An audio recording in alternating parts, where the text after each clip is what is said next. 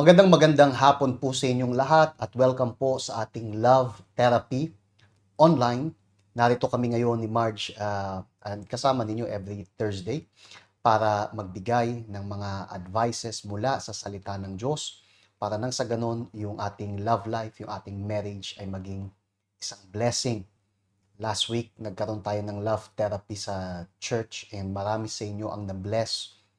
And actually, kung may mga natutunan kayo sa ating seminar last week, yung love therapy sa church, pwede nyo ilagay sa comment kung nandun kayo.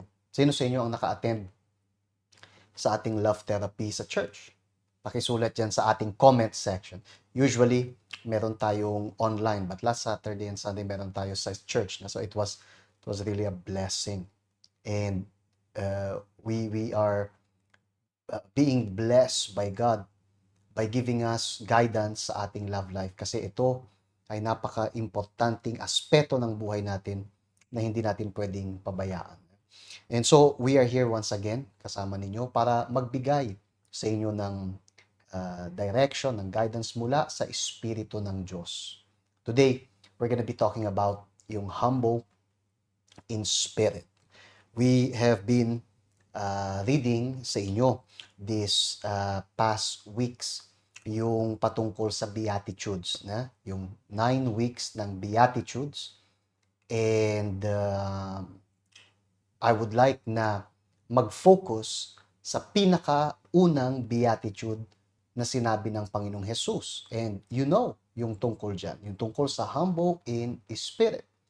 Sabi sa libro ng Matthew chapter 5, Blessed are the poor in spirit, for theirs is the kingdom of heaven. At natutunan na natin na when it says poor in spirit, we are talking about humbleness. Hindi yan yung poor sa wallet. Poor financially. Wala akong trabaho, pastor, so akin yung kingdom of heaven. Ang dami kong utang, pastor, so akin yung... No, it's not. It's different. Okay?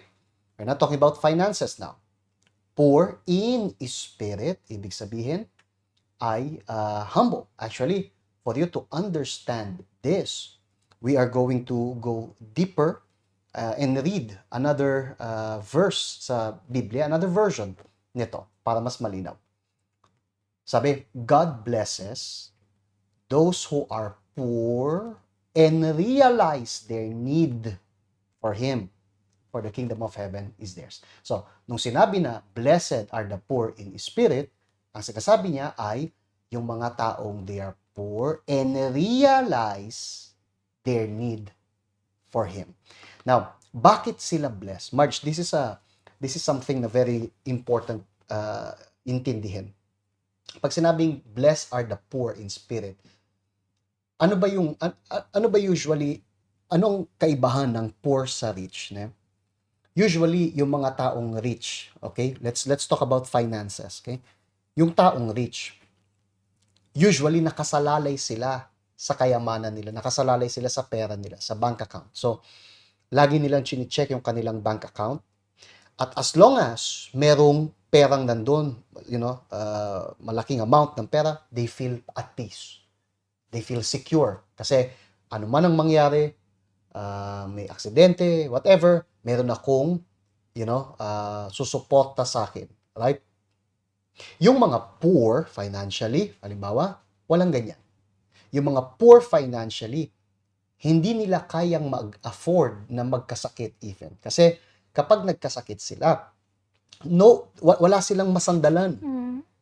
And so, yung mga poor, usually, they look for help. Right? Kasi wala silang, financially speaking, walang makakasuporta sa kanila. So, they realize hindi nila kaya mag-isa. Now, if we bring this spiritually, that's exactly what happens as well. Kasi yung mga poor in spirit, sila yung mga tao na sabi nga dun sa Bible, they realize their need for Him. Ibig sabihin, they realize na hindi nila kaya mag-isa. Okay? Yung mga taong akala nila kaya nila lahat, alam nila lahat, etong mga taong to hindi blessed. Pero yung mga tao na nag-iisip na hindi nila kaya, hindi sila makasuporta o hindi sila makasalalay sa suporta ng sarili nila, ito yung mga taong blessed kasi they usually rely sa tulong na nagmumula sa Diyos. And this is also true pagdating sa love life. Yung mga taong nag-aakalang kaya nila lahat, mayaman sila in other words, hindi sila pwedeng tulungan ng Diyos. At yung mga tao na they realize kailangan nila ng Diyos kasi they are poor, they realize kailangan nila ng guidance ng Diyos, sila yung pinagpapala ng Diyos. Yes, kaya marami nga natin na natututunan last week, right? Yung pagkakaroon nitong humbleness. Kasi pagdating really sa relationship, yun yung isa sa requirements na kailangan mong, kailangan ka maging humble para ma-realize mo na merong mali. Kasi kung wala kang, kung di mo makikita na meron kang pagkakamali, meron kang dapat ayusin, meron kang dapat meron kang pangangailangan, then, hindi ka hihingi ng tulong, right? Kaya nga doon nga sa Biblia, sabi niya nga, mapalad yung mga, nag-aakala na, yung nare-realize nila, right? Why is that? Kasi, naintindihan nila na kailangan nila ng tulong. Hindi lang dahil sa kailangan ko ng, kailangan ko niyan, kailangan ko nito, so sa tao na lang ako dedepende, no? Yung mga taong merong humbleness, nakikita nila na Diyos lang talaga yung pwede kong pagkapitan. Kasi pagdating nga sa relationship, really requirements ng humbleness, kasi kapag dalawang ulo matigas, puno ng pride, ano yung mangyayari sa isang relationship? Hindi magde-develop, paabot sa hiwalayan kasi yung ego, paataasan sila.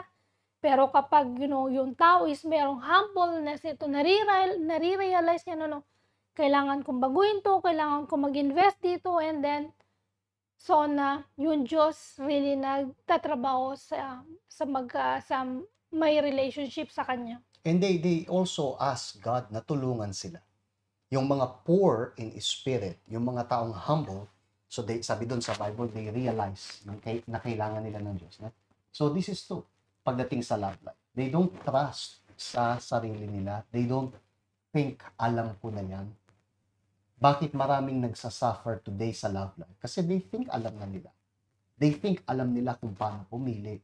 They think alam nila kung ano yung mabuti para sa kanila. There are cases na may mga kinakausap tayo sa church and they get angry kapag nagbigay tayo ng advice.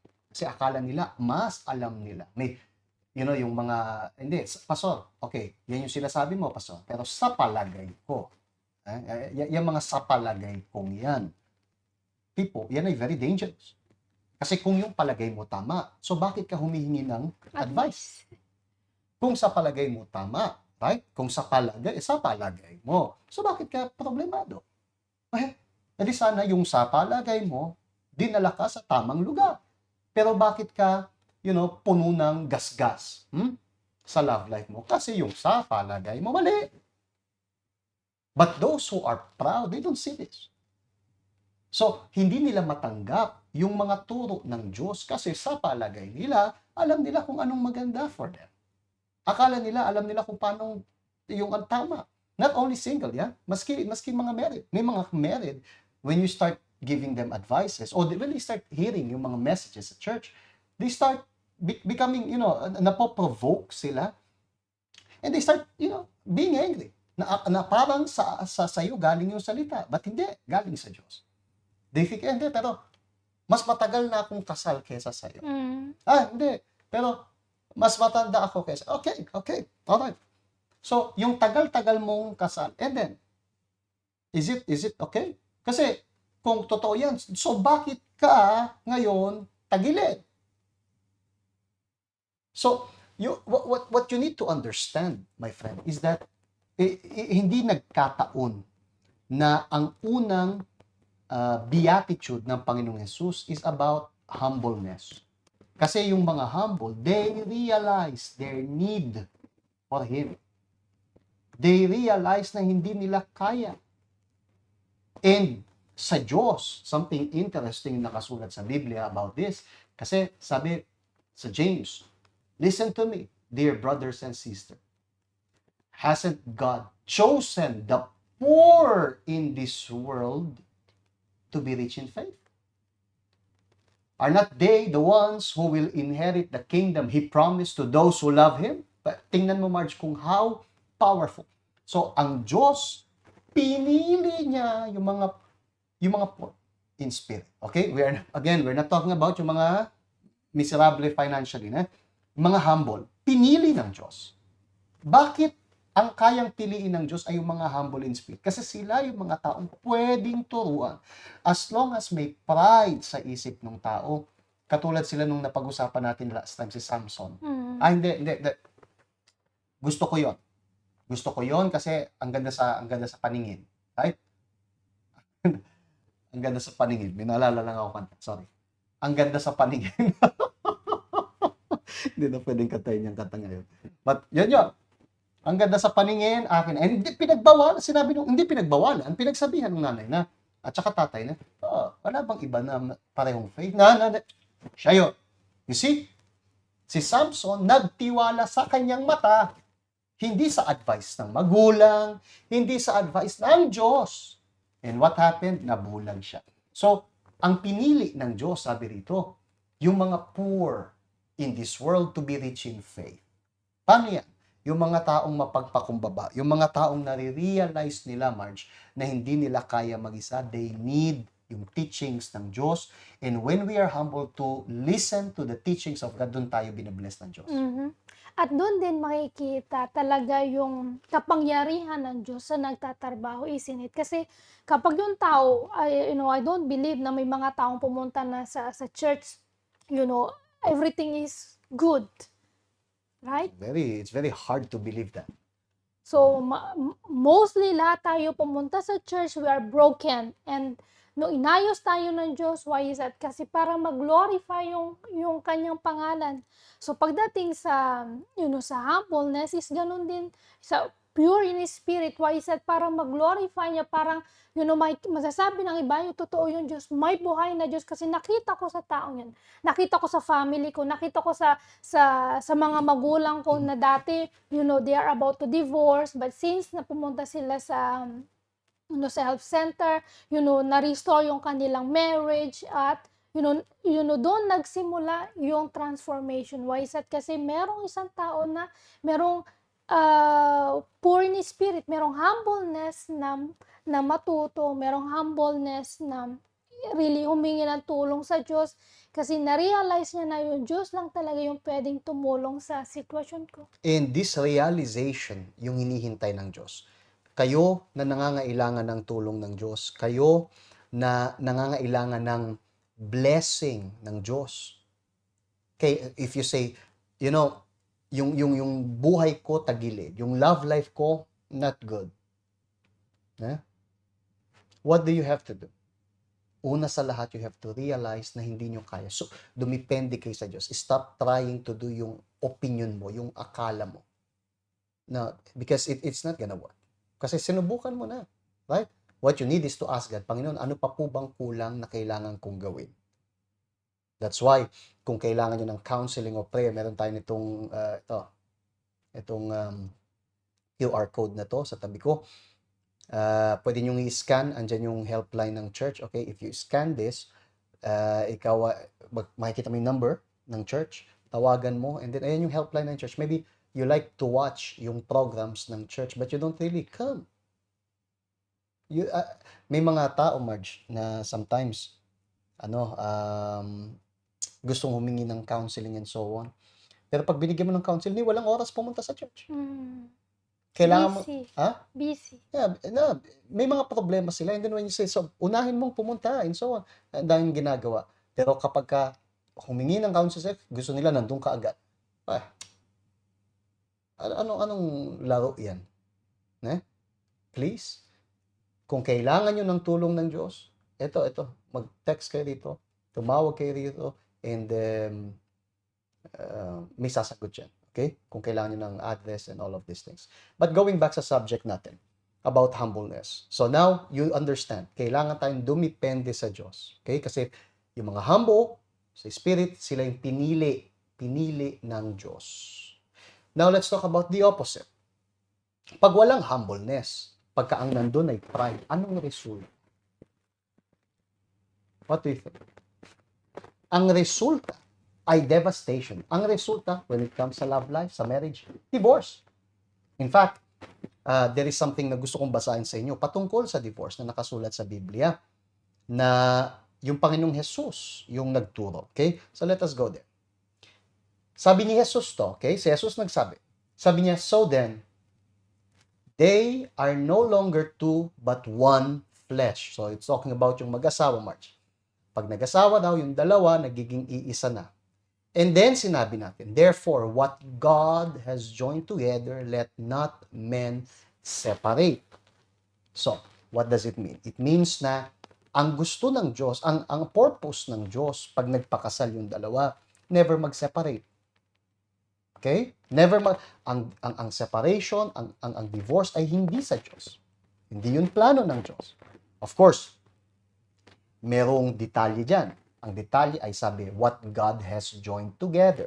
Sino man yung pinagsama ng Diyos. Merong mga tao na nagsama, hindi ang Diyos ang nagsama sa kanila. Ang nagsama sa kanila, pamilya. Ang nagsama sa kanila, puso nila. Ang nagsama sa kanila, flesh nila, lust nila. Hindi Diyos ang nagsama. Okay? Hindi Diyos.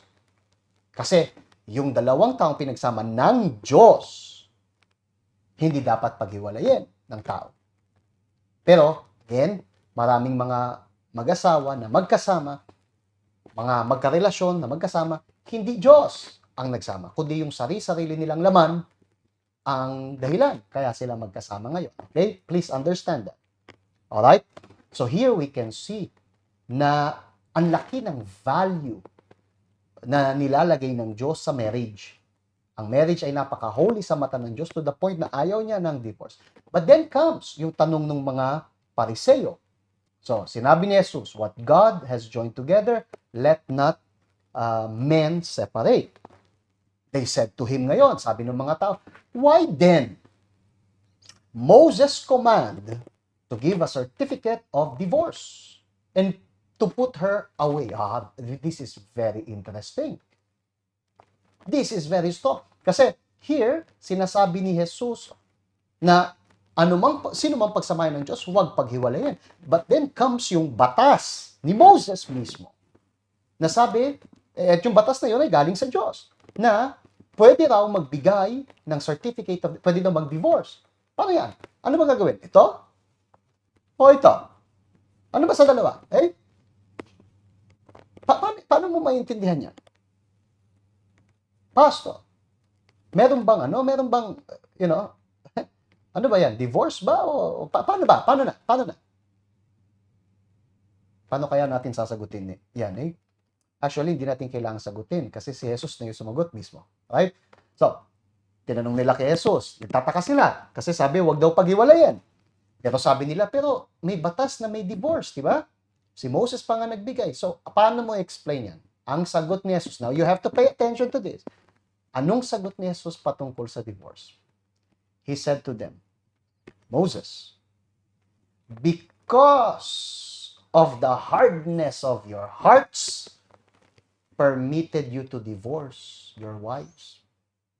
But from the beginning, it was not so. Wow, what a revelation. We can see na ang divorce, okay, may mga kaso, Marge, kung saan yung divorce ay dapat gamitin kasi may mga magkasama nga, hindi dahil sa pinagsama ng Diyos. Right? May mga abusado, for example. Right? Yun ba yung gusto ng Diyos? Makasal ka sa abusado? Ayan. May mga tao nanganganib yung buhay nila.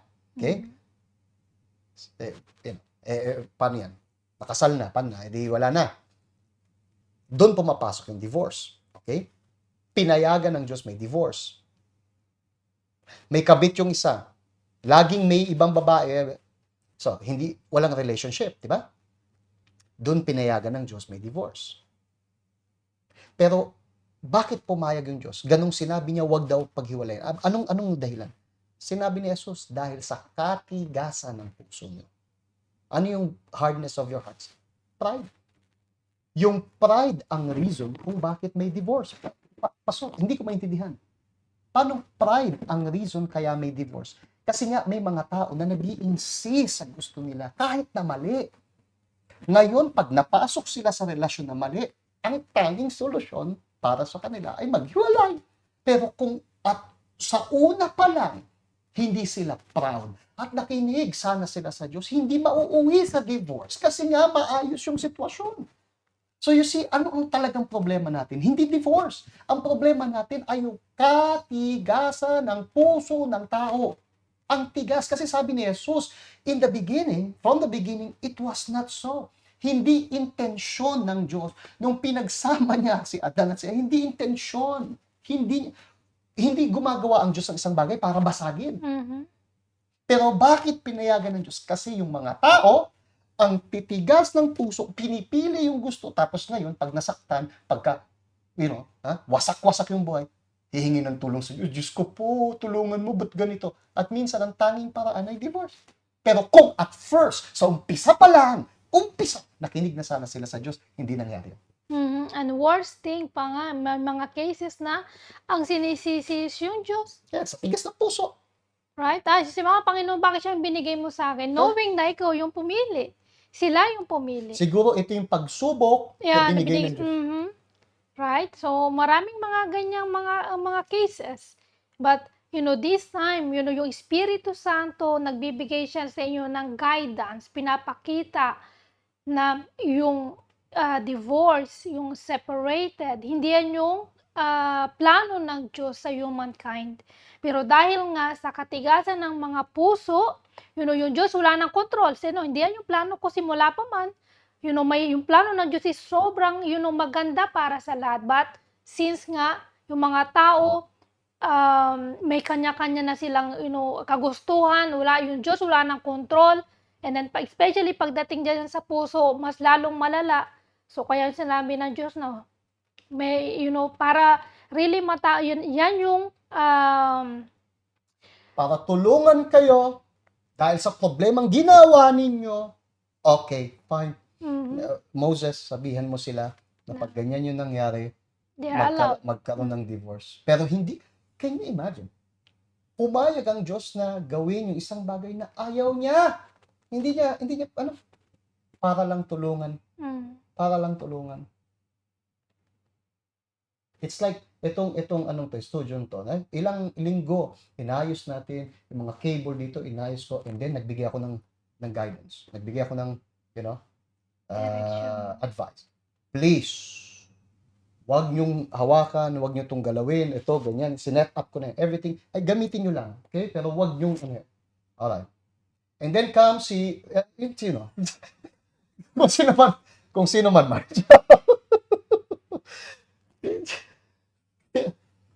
And then, biglang galaw dito, galaw dun, galaw dun, galaw dun. Oh my goodness. And then lalapit sa akin, paso, wala pa, sira po, wala pong gumagana yung song. And then come ako. Oh my God. Fine. Alisin nyo to. Alisin nyo yan, ganito. Para lang solusyonan yung problemang ginawa mo. Sasabi, babaguhin ko ngayon sinabi ko. Fine, baguhin to, alisin to. Imagine, parang ganun. Parang ganun.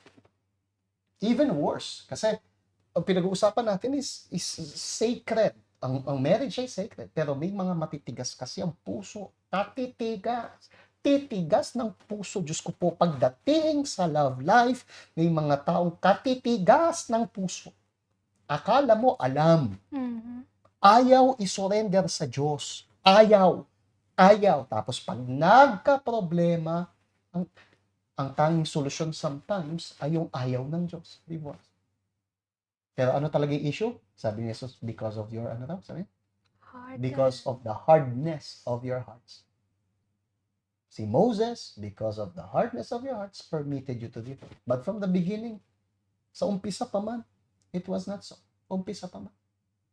Ayaw na yun ng Diyos. So, my friend, think about this. See how it is. This is very deep, isn't it?